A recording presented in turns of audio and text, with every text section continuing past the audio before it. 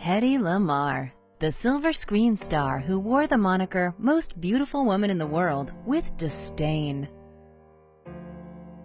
After all, without her efforts, we wouldn't have Wi-Fi, GPS, or Bluetooth today. But her beauty and notoriety outshone her scientific mind. In her lifetime, she never received the acclaim she deserved for her scientific contributions. This is her story.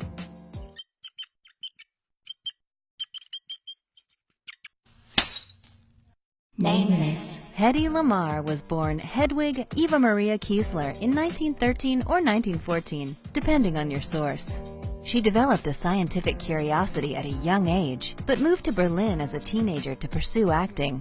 At 18, she starred in 1933's Ecstasy, the film that made her both famous and infamous. The film's director, Gustav Makati, allegedly tricked her into performing nude by assuring her that she'd be shot from far away.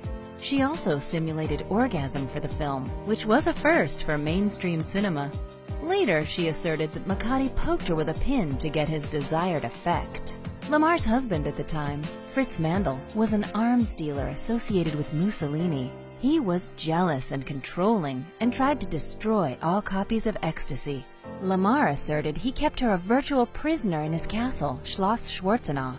By her account, she posed as a maid to escape the castle and fled to Paris, where she secured a divorce. Talk about drama. In 1937, Louis B. Mayer, of Metro-Goldwyn-Mayer fame, was scouting European actors looking to flee the Nazis. Mayer presented Lamarr with a studio contract at MGM for a rate of $125 a week and a ticket to the U.S. Lamarr considered this a lowball offer and used her powers of persuasion and stunning beauty to secure $500 a week instead. In Hollywood, roles in Algiers, Ziegfeld Girl, and Comrade X established her as a leading starlet. But Lamarr felt unfulfilled. "Any girl can be glamorous," she once said. "All you have to do is stand still and look stupid." She'd tinker with various objects in her trailer in between takes, and her inventiveness allegedly helped Howard Hughes, an ex-boyfriend, create a more aerodynamic concept for his planes. But Frequency Hopping Spread Spectrum, or FHSS, was her crowning scientific achievement. FHSS is a wireless technology that spreads a signal over different frequencies, and it laid the groundwork for the technologies that we know today as Wi-Fi, GPS, and Bluetooth. She co-created it with George Antheil, a composer she met at a dinner party. While discussing World War II, Lamarr remembered how her ex-husband Mandl had tried to find a way to control airborne missiles via a radio. They took this idea and created a means to send synchronized radio signals to airborne missiles on different wavelengths, which made them difficult to trace by enemies.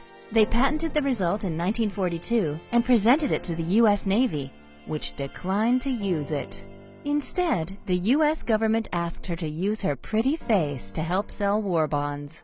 One scheme, in which she kissed anyone who purchased $25,000 worth of them, helped raise $7 million. FHSS was revisited in the 1960s as a model for modern technologies.